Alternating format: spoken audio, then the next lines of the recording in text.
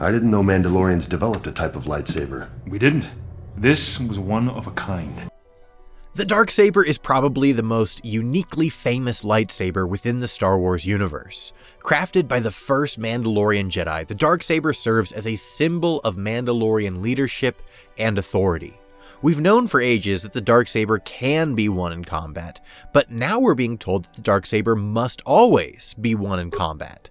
But something doesn't add up. If what Moff Gideon said is true and the Darksaber truly cannot be given, then who actually owns it? Of course, Gideon says that Djarin owns it, since Djarin beat Moff Gideon in single combat, but that assumes that Gideon himself owned the Darksaber in the first place. However, if the Darksaber cannot be given, then that would imply that Bo Katan never actually owned it since it was given to her, which would mean that Gideon himself actually had no claim to it since he won it from someone who didn't actually own it. We can now trace the Darksaber through Mandalorian rights to its rightful owner. Remember that the possession is not the same as ownership, and you can have the Darksaber without being its rightful owner.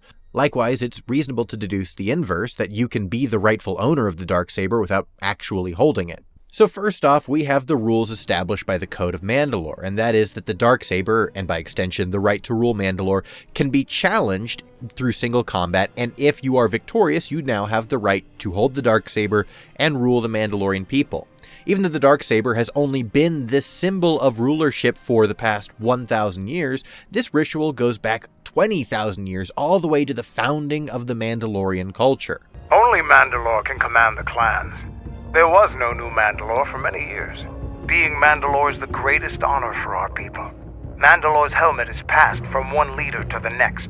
Before the Darksaber, this symbol of rulership was recognized as the helmet of Mandalore, and if you were to kill Mandalore in single combat or claim his helmet by another means, you could then put on the helmet and thereby take on the identity of Mandalore, forsaking your old identity to become the sole ruler of the Mandalorian people.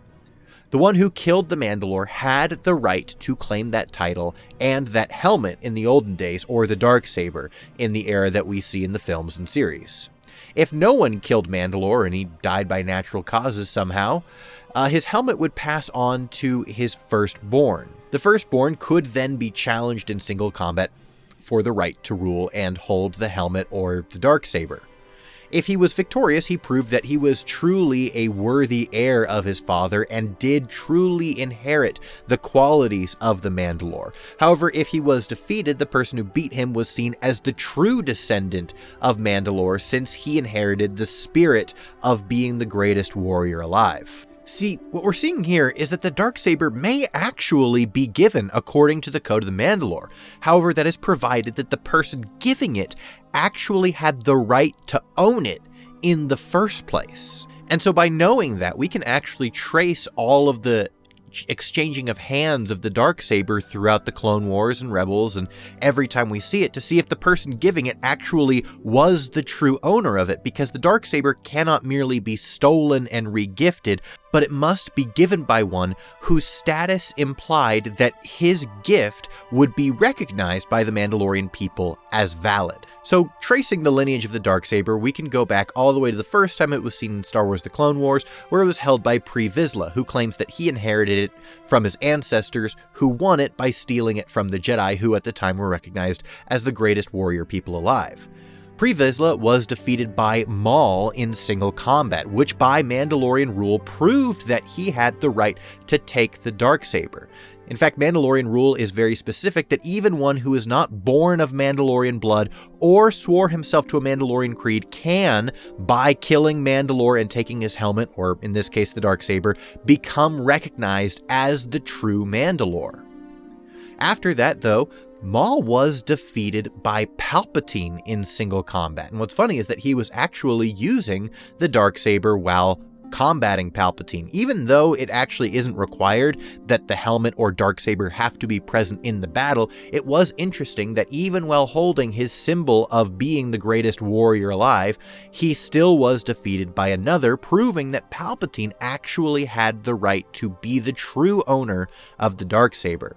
Maul then escapes with the Darksaber, but he doesn't defeat Palpatine in combat, and so even though he steals the Darksaber, it still rightfully belongs to Sidious if trial by combat is the only way it can exchange hands without being given by the victor. So we can then assume that Sidious remains the rightful owner of the Darksaber, only giving up ownership when he is defeated at the hands of Vader.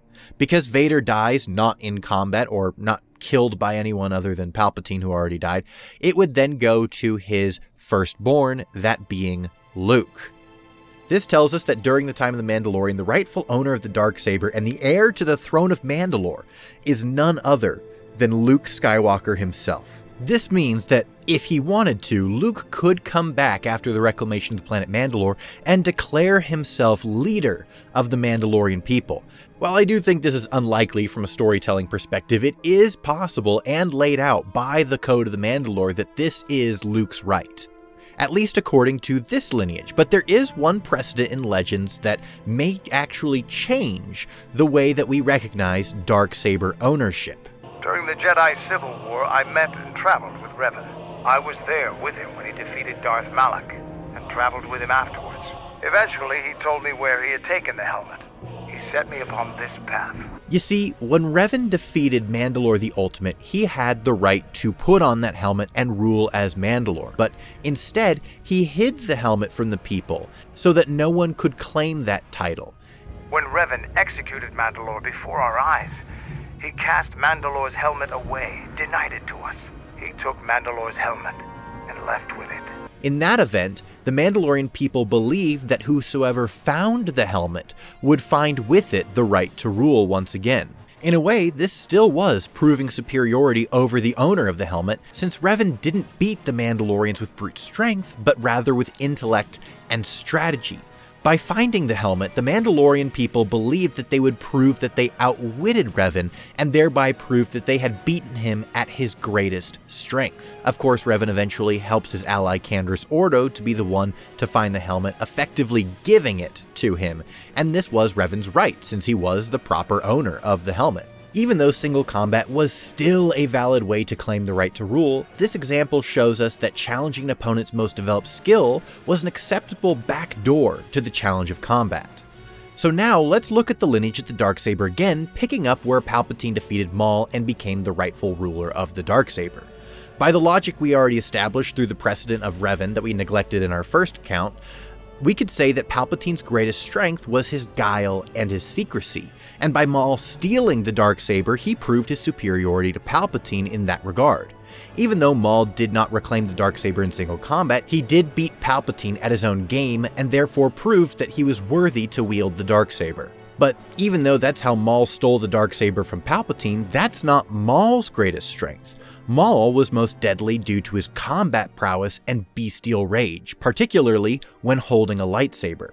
Stealing the Darksaber from Maul wouldn't work, meaning that Sabine did not have the right to own the Darksaber by stealing it from Maul, and therefore didn't have the right to give it to Bo Katan, who in turn did not have the right to lose it to Moff Gideon, who in turn didn't have the right to lose it to Djarin.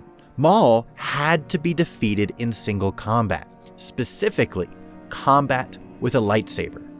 By that metric, the Darksaber now becomes the legal property of Obi-Wan, the only person other than Palpatine to defeat Maul in single combat with a lightsaber, and twice at that. But he does it, most importantly, after Maul had claimed the Darksaber. Now that the Darksaber belongs to Obi-Wan, it would then fall to Vader, since Obi-Wan fell to Vader in single combat. And of course, that brings us back to Luke. No matter how you slice it, the rightful Mandalore is clear. Luke is, by either measurement, the true owner of the Darksaber and the one worthy to sit on the throne.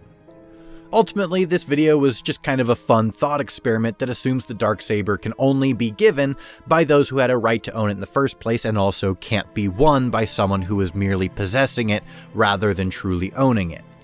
In either case, I think all of this is fun to think about, since we know that the Darksaber and the rulership of the planet Mandalore is going to be a plot point for these new interconnected series going forward, and so I think it's a fun idea for us to take some time to talk about the rightful rule of Mandalore and what it takes to actually be recognized as the proper ruler of the Mandalorian people. By the way, I do want to say that the Christmas giveaway is still going on. We are going to have it going until the end of the year, so you still have a chance to win your very own combat-grade lightsaber from Solari. So hit me up in the comment. Let me know the name of the character who holds your favorite lightsaber, and more importantly, why that is your favorite lightsaber, and you will have a chance to enter to win the giveaway. Also follow me on Twitter and Solari. I will be posting a giveaway tweet as soon as the saber is actually in my hands to give away. That is what we're waiting for the giveaway to close. It's once the saber is delivered to my house, then the giveaway will close, and I will pick a lucky winner from here or my Twitter to receive this awesome combat grade saber. I want to give a massive shout out to all of my patrons who help make this video possible and allow me to talk about Star Wars with you, my friends. And let me know, as always, what you guys think down in the comments below. Don't forget to like and subscribe if you enjoyed the video, or if you learned absolutely nothing new, you can leave a thumbs down completely guilt-free, because that tells me I'm not doing my job. Thank you all so much for watching, and as always, may the lore be with you, now and forever.